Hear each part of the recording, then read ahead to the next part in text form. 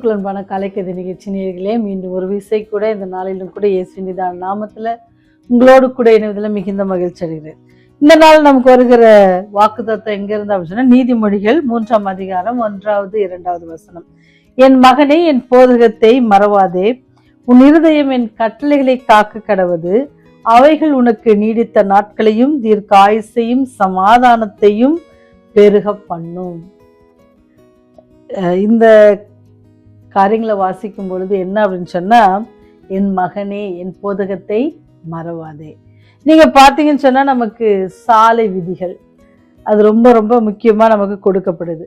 விசேஷமாக என்னன்னா, தலைக்கவசம், ஹெல்மெட் போட சொல்றாங்கல்ல, அது நிறைய பேருக்கு பிடிக்காது. எனக்கும் கூட அது என்னது பிடிக்காது. ஏன்னா தலையில அது ரொம்ப ஹெவியா இருக்கும், அது ரொம்ப நமக்கு கம்ஃபர்டபுளா இருக்காது. ஆனா என்ன அப்படின்னு சொன்னா, கம்ஃபர்டபுளா இருக்காது, ஆனா அது என்ன செய்யுமா, நம்முடைய உயிரை காப்பதற்கான ஒரு காரியமாக இருக்குது. ஒருவேளை நம்ம கீழே விழும்போது தலையில அடிப்படாம பாதுகாப்பதற்கு அது ரொம்ப பாதுகாப்பான ஒரு கவசமாக இருக்குது. ஆனா அந்த விதியை நம்ம ஃபாலோ பண்ணோம் அப்படின்னு சொன்னா, நம்ம என்ன செய்யலாம், ஆபத்துல இருந்து தப்பலாம், நம்முடைய ஜீவன் என்ன செய்யும், தப்பித்து கொள்ளும். ஆனா நமக்கு என்ன இல்லை, அதுல விருப்பம் இல்லாததுனால நம்ம என்ன செய்யப்படுறோம் அப்படின்னு சொன்னா, அதை மீறி நடக்கும்போது அநேக சாலை விபத்துகள், உயிர் சேதங்கள், நிறைய காரியங்களை நம்ம பார்க்க முடியும். இதே போலதான் என்ன சொன்னா, இது நம்முடைய அன்றாட வாழ்க்கையில நம்ம வாகனம் ஓட்டும் பொழுது நம்ம பாதுகாப்பதற்கான ஒரு காரியம்.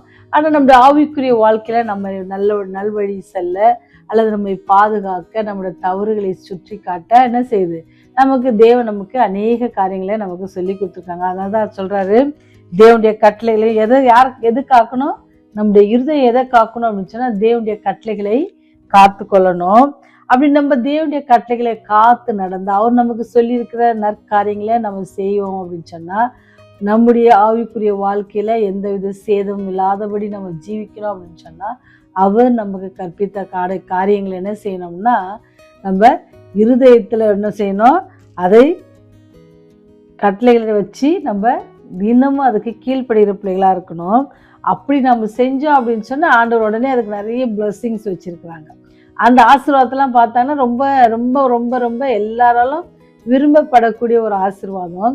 அந்த ஆசீர்வாதத்தை ஆண்டவர் ரொம்ப ஈஸியா நமக்கு தராரு. அது எப்படி தராருன்னு சொன்னா, அவர் நமக்கு கற்பித்த பாடத்தை மறக்காதபடிக்கு நம்முடைய இருதயத்தில் அவருடைய கட்டளைகள்லாம் வச்சு நம்ம கீழ்ப்படிந்து நடப்போம் அப்படின்னு சொன்னா, விசுவாசத்தை நடப்போம் அப்படின்னு சொன்னா, அது நமக்கு 3 காரியங்கள் இந்த வசனத்துல சொல்லப்பட்டிருக்கிறது. அவைகள் நமக்கு நீடித்த ஆயுசை கொடுக்கும். நீடித்த ஆயுசு, நம்ம சாப்பிடுகிற ஆகாரமோ அல்லது நம்ம செய்கிற எக்ஸசைஸ், உடற்பயிற்சி என்ன செய்ய போறதில்ல, நீடித்த ஆயுசு நாட்களை கொடுக்கும் அப்படின்னு சொல்லி நம்ம பிரயாசப்படுறோம். இப்போல்லாம் இந்த காலகட்டங்கள்லாம், அன்னைக்கு ஒரு நியூஸ் வாசித்தேன், ஜிம்ல எக்ஸசைஸ் பண்ணும்போது என்ன செஞ்சுட்டா, ஒரு வாலிபன் மரித்து போயிட்டாங்க. சரிங்களா, நம்ம எடுக்கிற முயற்சிகளாம் இல்லை, நானும் ஆண்டவர் ரொம்ப ஈஸி மெத்தடு, சரிங்களா, காசு கட்டி எக்ஸசைஸ் பண்ணி அப்படி நம்முடைய ஆகாரங்கள் நல்ல ஹெல்த்தியான ஃபுட் எல்லாம் அதுக்கு மத்தியில் ஆண்டவர் நமக்கு சொல்லி கொடுக்குற ஒரு ரொம்ப ஈஸியான மெத்தட் என்ன அப்படின்னு சொன்னால், எதையும் ஆண்டவர் சொல்லி கொடுத்த பாடத்தை என்ன செஞ்சிடாத, மறந்துடாத. அது என்ன செய்யணுமா, உன் இருதயம் என் கட்டளைகளை காக்க கடவுது. காக்க கடவுதுன்னு சொன்னால், அதுக்கு நம்ம ஒபே பண்ணணும், அதுக்கு நம்ம கீழ்ப்படிணும், தவறாதபடிக்கு நம்ம அது எப்பவுமே மைண்டில் வச்சுக்கணும் அப்படின்னு சொல்கிறாங்க. அது நமக்கு நீண்ட ஆயுசை கொடுக்கும். இந்த 2 காரியத்தை நம்ம செஞ்சோம் அப்படின்னு சொன்னால், நமக்கு என்னது, லாங் லைஃப், நீண்ட ஆயுசு, எந்தவித பிரச்சனையும் இல்லாமல் கிடைக்கும். அடுத்தது பார்த்தீங்கன்னு சொன்னால், நாட்களையும் தீர்க்காயுசையும், நீடித்த நாட்களையும் தீர்க்காயுசு. ஓகே, நீடித்த நாட்களாக இருந்தோம்னு சொன்னால் கஷ்டப்பட்டு கண்ணீரோடு இல்லை, தீர்க்காயுசு, நம்முடைய வருஷங்கள் எப்படி இருக்குமா, ரொம்ப ரம்யமாக, இல்லை தீர்க்காயுசுனா நீண்ட நாட்கள் வாழ்வதற்கு, நல்ல ஆரோக்கியத்தோடு இருக்கிறதுக்கு. சரிங்களா, தீர்க்காயுசு அப்படின்னு சொன்னா, ஒரு 100 வயசு வாழ்கிறோன்னா அது எந்தவித பிரச்சனை இல்லாமல் நல்லா தீர்க்காயுசாக வாழ்ந்தாங்க அப்படின்னு சொல்லுவாங்க. சிலர்லாம் சில நபர்லாம் பார்த்துருக்குறேன், நான் இன்னும் பார்த்துட்டு தான் இருக்கிறோம். பெரிய ஒரு ஊழியக்காரர் கண்ணாடி கூட போட மாட்டேங்கிறாங்க, அவங்களுக்கு வயசு 90க்கு மேலே ஆக போகுது. அவங்க என்ன செய்கிறாங்க, ஆண்டுடைய ஊழியத்தை செய்வதனால ஆண்டவர்களுக்கு கொடுத்துருக்கிற பலன் எப்படின்னு சொன்னால் தீர்க்காயுசு. அதில் தினமும் வியாதியோ கஷ்டமோ அந்த மாதிரிலாம் இல்லை, தொடர்ந்து பிரயாணம் பண்ணி ஒவ்வொரு இடமா ஆண்டவருக்காக என்ன செய்கிறாங்க, பிரயாணம் பண்ணுறாங்க. இதெல்லாம் ஏன் சொல்கிறேன் அப்படின்னு சொன்னால், ஆண்டவருடைய கட்டளையை நம்ம காத்து நடந்தோம் அப்படின்னு சொன்னால், மறக்காமல் நடந்தோம் அப்படின்னு சொன்னால், அது நமக்கு நீடித்த நாட்களையும் தீர்க்க ஆயுசையும் கொடுக்கும். அதில் அதுபடிக்கு என்ன இன்னும் ரொம்ப முக்கியமான ஒன்று கொடுக்குது அப்படின்னு சொன்னால், சமாதானத்தை பெருக பண்ணுமா. சமாதானத்தை கொடுக்கறது இல்லை, பெருக பண்ணும். சமாதானம் பெருகிட்டு இருந்துச்சுன்னா நினச்சி பாருங்க, நம்ம வாழ்க்கை எப்படி இருக்குன்னா அது தீர்க்க ஆயுசாக தான் இருக்கும். நம்ம இடத்துல சமாதானம் இருக்கும் அப்படின்னு சொன்னால், அது சமாதானம் சும்மா இல்லை, பெருக பண்ணுவார் ஆண்டவர். அப்பேற்பட்ட ஒரு பாக்கியத்தை தரதா சொல்லப்படுது. அதுக்கு ஒரே ஒரு காரியம் என்னென்னா, நம்ம கீழ்ப்படிணும். ஆண்டவர் சொன்ன காரியத்தை மறக்காதபடிக்கு அவர் நமக்கு என்னெல்லாம் சொல்லியிருக்கிறாங்களோ அதை நம்ம செய்வோம் அப்படின்னு சொன்னால், முழு இருதயத்தோடு நம்ம தேவனை நம்ப வேண்டும். தேவன் நம்ம வாக்குரைத்ததை செய்ய வல்லவர் என்று என்ன செய்யணும், நம்ம விசுவாசிக்க வேண்டும். ஏன்னு சொன்னால், சமாதான பிரபு நம் இருதய சிங்காசனத்தில் வீற்றிருக்கும் பொழுது நம்முடைய குழப்பங்களுக்கும் குழப்பங்களும் பயமும் நீங்க போடும். ஏன்னு சொன்னால், அவரே என்னது சமாதான பிரபு. அதனால அவர் சொல்ல, சமாதானம் உங்களுக்கு பெருக பண்ணுவேன் அப்படின்ட்டு சொல்றாரு. இப்பேற்பட்ட பெரிய வாக்குத்தத்தத்தை ஆண்டவர் நமக்கு கொடுத்துருக்கும் பொழுது நாம் எப்படி இருக்கணும் அப்படின்றத நம்ம என்ன செய்யணும், உறுதிப்படுத்தி கொள்ள வேண்டும். என்னிடத்தில் அதான் சொல்றாரு, உங்கள் இருதயம் கலங்காது இருப்பதாக, தேவனிடத்தில் விசுவாசமாக இருங்கள், என்னிடத்துல விசுவாசமாக இருங்கள். இருதயம் கலங்க வேண்டாம். ஏன்னு சொன்னால், நான் என்ன செய்ய போகிறேன், உங்களுக்கு என்ன செய்யணும், ஒரு வழிகாட்டியை அனுப்ப போகிறேன், தேற்றவாளனை உங்களுக்கு அனுப்புகிறேன் அப்படின்ட்டு சொல்கிறாரு. ஏன்னு சொன்னால், அவர் தான் என்ன செய்வார், நம்ம சகல சத்தியத்தில் நடத்துவார். ஆவியான நம்ம என்ன செய்வார், சகல சத்தியத்திலையும் அவர் நம்ம நடத்துவார்.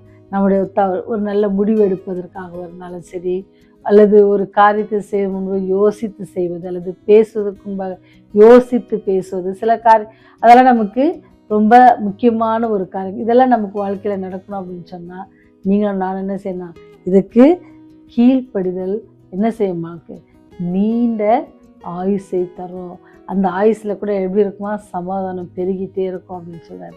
சில நேரத்தில் பார்த்தீங்கன்னு சொன்னால், வயதானவங்களாம் கஷ்டப்படுவாங்க, எதுக்கு தான் இவ்வளோ வயசு வரைக்கும் நாங்களாம் இருக்கிறோமோ அப்படின்னு சொல்லுவாங்க.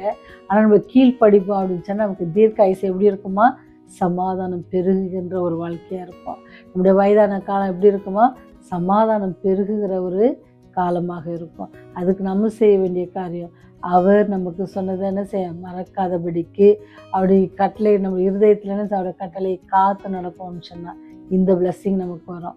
இந்த பிளஸ்ஸிங் நமக்கு வேணும் அப்படின்னு சொன்னால், நம்ம என்ன செய்வோம், தொடர்ந்து ஆண்டவர் மேலே விசுவாசமாக இருந்து கீழ்ப்படிந்து அவரே நம்ம என்ன செய்வோம், பற்றிக்கொள்வோம். அந்த நாளில் இந்த நாளை அந்த ஒரு தினமாக இருக்க உங்களை என்னை நம்ம ஒப்பு கொடுப்போமா, ஜெபம் செய்வோம். கிருபையும் சமாதானத்தையும் எங்களுக்கு வைத்து போனவரே, பரலோகம் செல்லும் பொழுது உங்கள் இருதயம் கலங்காது இருப்பதாக, இடத்தில் விசுவாசமாக இருங்கள், தேவனத்தில் விசுவாசமாக இருங்கள் என்று சொன்னவரே, ஆவியானவரை எங்களுக்காக தேற்றவாளனாக அனுப்பி நாங்கள் நடக்க வேண்டிய வழிகளை எங்களுக்கு போதித்தவரே, உங்களை துதிக்கிறோம், சோஸ்தரிக்கிறோம் ராஜா. இந்த நாளிலும் நீர் எங்களுக்கு கற்பித்த பாடத்திற்காக நன்றி ஆண்டவரே. இந்த செய்தியை கேட்டுக்கொண்டிருக்க ஒவ்வொரு வாலிப பிள்ளைகளுக்காகவும் ஒவ்வொரு பிள்ளைகளுக்காகவும் செபிக்கிறோம்.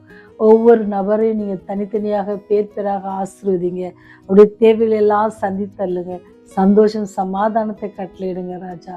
உடைய கட்டளைகளை மறவாதபடிக்கு அதை நாங்கள் காத்து நடக்க எங்களுக்கு நீர் கிருபை செய்தலுமாய் கெஞ்சி மன்றாடுகிறோம். நீர் எங்களுக்கு போதித்த ஒவ்வொரு வார்த்தைகளையும் ஆண்டவரே, சுவிசேஷ புஸ்தகங்களை நீங்கள் சொல்லியிருக்கிற ஒவ்வொரு காரியத்தையும் நாங்கள் அன்றாட வாழ்க்கையில அபியாசிக்க நீர் எங்களுக்கு பலத்தை தாங்க. தேவ ஆவியானவரே, ஒவ்வொருவரும் கூட இடைப்பட்ட ஆண்டவரே, உடைய அன்பை புரிந்து கொண்டு எங்களுக்காக இந்த உலகத்தில் பிறந்து எங்களுக்காக மரித்த ஒரு தெய்வம் இருக்கிறார். உயிர் தெளிந்து மீண்டும் பரம் சென்றிருக்கிற ஒரு தேவன் இருக்கிறார். மீண்டும் வந்து எங்களை அழைத்து கொண்டு அவர் இருக்கிற இடத்துல எங்களை சேர்த்து கொள்ள போகிறவர் ஒருவர் இருக்கிறார் என்று சொல்லி அந்த விசுவாசத்தோடு நோக்கி யாரெல்லாம் கூப்பிடுறாங்களோ அவங்களெல்லாம் நீங்கள் ஆசீர்வதித்து அவளை வழி நடத்துங்க, பாதுகாத்து கொள்ளுங்க. இப்படி ராஜ்யம் வரும்போது நினைத்தல் வேண்டுமாய் இயேசுவின் வழியை ஜெபிக்கிறோம் ஜீவனுள்ள நல்ல தகப்பனே, ஆமென், ஆமென்.